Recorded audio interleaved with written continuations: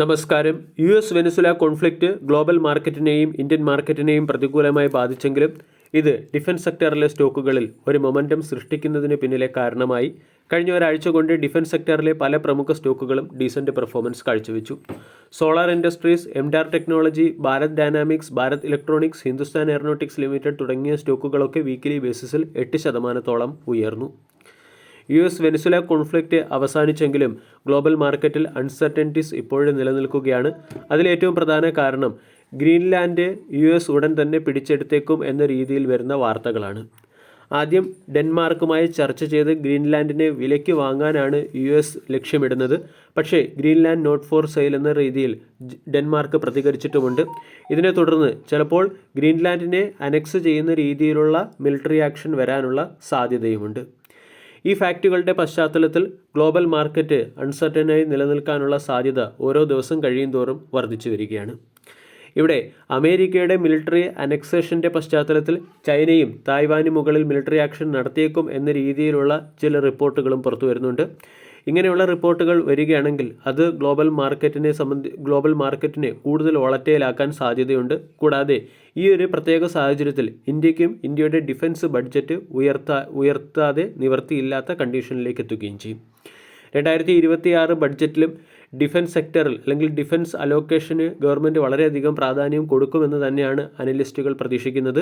കഴിഞ്ഞ 3 ബഡ്ജറ്റുകൾ നമ്മൾ പരിശോധിച്ചാൽ ഡിഫൻസ് സെക്ടറിൽ സ്റ്റഡി ഗ്രോത്ത് ആണ് കാണുന്നത്. അതുകൊണ്ട് ഇപ്രാവശ്യവും ഉയർന്ന രീതിയിലുള്ള അലോക്കേഷൻ ഡിഫൻസിന് ബഡ്ജറ്റിൽ ഉണ്ടായേക്കും.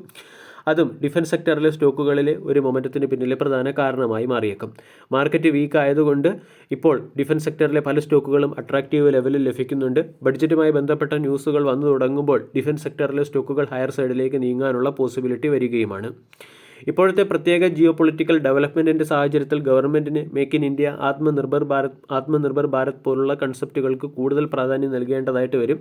കാരണം ആംസിൻ്റെയും അമ്യൂണിഷൻ്റെയും ഇമ്പോർട്ടിന് പകരം അതിനെ ലോക്കലി ഡെവലപ്പ് ചെയ്യുകയും ഡൊമസ്റ്റിക്കലി പ്രൊഡ്യൂസ് ചെയ്ത് എക്സ്പോർട്ട് ചെയ്യുക എന്നുള്ള സ്ട്രാറ്റജിയാണ് ഗവൺമെൻറ് മുന്നോട്ട് വെച്ച് പോകുന്നത്. അതുകൊണ്ട് വരും സമയങ്ങളിൽ ഡിഫൻസ് സെക്ടറിലെ സ്റ്റോക്കുകളും കമ്പനികളും സ്റ്റഡി ഗ്രോത്ത് രീതിയിൽ പെർഫോം ചെയ്യാനുള്ള സാധ്യതയുമുണ്ട്. കൂടാതെ ഇന്ത്യൻ ഓഷ്യനിൽ കമാൻഡ് വർദ്ധിപ്പിക്കുന്നതിന് ചൈനയും ഇന്ത്യയും ശ്രമിക്കുകയാണ്.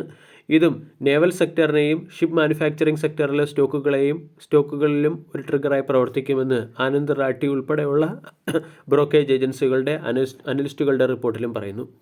പ്രധാനമായും drone procurement, electronics, missile sustain system തുടങ്ങിയവയുമായി ബന്ധപ്പെട്ട ഡിഫൻസ് സെക്ടറിലെ സ്റ്റോക്കുകളായിരിക്കും ബഡ്ജറ്റ് പോയിന്റ് ഓഫ് വ്യൂ നമ്മൾ ഫോക്കസ് ചെയ്യേണ്ടത്. അനലിസ്റ്റുകളുടെ ഒപ്പീനിയൻ നമ്മൾ പരിശോധിക്കുകയാണെങ്കിൽ BEL, Bharat forge, MTAR technology, solar industries തുടങ്ങിയ സ്റ്റോക്കുകളെ short time trading point of view promising ആയിട്ടാണ് പല അനലിസ്റ്റുകളും പറയുന്നത്. കൂടാതെ Mishra Dhatu Nigam limited, BDL, Mazagon dock ship builder തുടങ്ങിയ സ്റ്റോക്കുകളെയും അനലിസ്റ്റുകൾ, അതായത് മേത്ത ഇക്വിറ്റീസിൻ്റെ അനലിസ്റ്റ് റെക്കമെൻഡ് ചെയ്യുന്നുണ്ട്. ഇതോടൊപ്പം തന്നെ ചോയ്സ് ഇൻസ്റ്റിറ്റ്യൂഷണൽ ഇക്വിറ്റീസ് ഉൾപ്പെടെയുള്ള ബ്രോക്കേജ് ഏജൻസികൾ BDL തുടങ്ങിയ 2 സ്റ്റോക്കുകളെയാണ് പ്രിഫറൻഷ്യൽ പിക്കായി അവതരിപ്പിക്കുന്നത്. ഇതിന് പിന്നിലെ പ്രധാന കാരണം ഈ കമ്പനികളുടെ സ്ട്രക്ചറൽ എക്സിക്യൂഷൻ ഫേസും ഉയർന്ന ഓർഡർ ബുക്കും തന്നെയാണ്.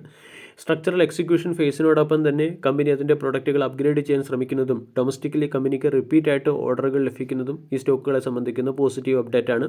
കൂടാതെ ഡിഫൻസ് എക്സ്പോർട്ട് സെക്ടറിലും ഈ 2 കമ്പനികൾക്കും പൊസിഷനുമുണ്ട്.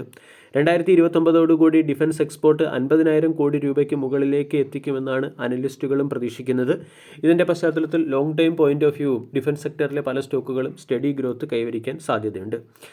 ഒപ്പീനിയൻ നമ്മൾ പരിശോധിക്കുകയാണെങ്കിൽ അല്ലെങ്കിൽ ടെക്നിക്കൽ ചാർട്ട് നമ്മൾ പരിശോധിക്കുകയാണെങ്കിൽ ഒട്ടുമിക്ക ഡിഫൻസ് സെക്ടറിലെ സ്റ്റോക്കുകളും ബോട്ടം ലെവലിൽ നിന്നും ഹയർ സൈഡിലേക്ക് നീങ്ങുന്ന രീതിയിലുള്ള ക്യാൻഡിൽ പാറ്റേൺ ഫോം ചെയ്തു കഴിഞ്ഞു. പല ഡിഫൻസ് സ്റ്റോക്കുകളിലും ബിയറിഷ് പാറ്റേണിൽ നിന്നും ബ്രേക്കൗട്ട് വരികയും സ്റ്റോക്കുകൾ ബുള്ളിഷായി നീങ്ങുകയും ചെയ്തു. ഉദാഹരണം HAL നോക്കുകയാണെങ്കിൽ 4250 സ്ട്രോങ് സപ്പോർട്ട് ഫോം ചെയ്തതിന് ശേഷം സ്റ്റോക്കിൽ ഒരു സൈഡ് വേസ് അപ് ട്രെൻഡ് ആരംഭിച്ചിട്ടുണ്ട്. ഇപ്പോൾ സൈഡ് വേസ് അപ് ട്രെൻഡിൻ്റെ ബോട്ടം സപ്പോർട്ട് ലെവലിലാണ് HAL എന്ന സ്റ്റോക്ക് 4500 ഇവിടെ നിന്നും 4750, 5000 തുടങ്ങിയ ലെവലുകളിലേക്ക് എത്താനുള്ള പോസിബിലിറ്റി തള്ളിക്കളയാനാകില്ല. മറ്റൊരു സ്റ്റോക്ക് BDL ആണ്. BDL എന്ന സ്റ്റോക്ക് നമ്മൾ പരിശോധിച്ചാലും ദീർഘകാലം നീണ്ടുനിന്ന് കൺസോൾട്ടേഷനെ ബ്രേക്ക് ചെയ്യുന്ന രീതിയിലുള്ള ഒരു റേഞ്ച് ബൗണ്ട് ബ്രേക്കൗട്ടിന് BDL തയ്യാറെടുക്കുകയാണ്. ഇവിടെ നിന്നും സ്റ്റോക്ക് 1750, 2000 തുടങ്ങിയ ലെവലുകളിലേക്ക് സ്റ്റോക്ക് ഉയർന്നേക്കാം. ഒട്ടുമിക്ക ഡിഫൻസ് സെക്ടറിലെ സ്റ്റോക്കുകളുടെ ചാർട്ട് പാറ്റേണും ഇതിന് സമാനമാണ്. അതുകൊണ്ട് കൃത്യമായ സ്റ്റോപ്പ് ലോസോടുകൂടി ഡിഫൻസ് സെക്ടറിലെ പല സ്റ്റോക്കുകളെയും ബഡ്ജറ്റ് പോയിന്റ് ഓഫ് വ്യൂ നമ്മൾക്ക് പരിഗണിക്കാം. വീഡിയോ എല്ലാവർക്കും ഇഷ്ടമായി എന്ന് വിശ്വസിക്കുന്നു. താങ്ക്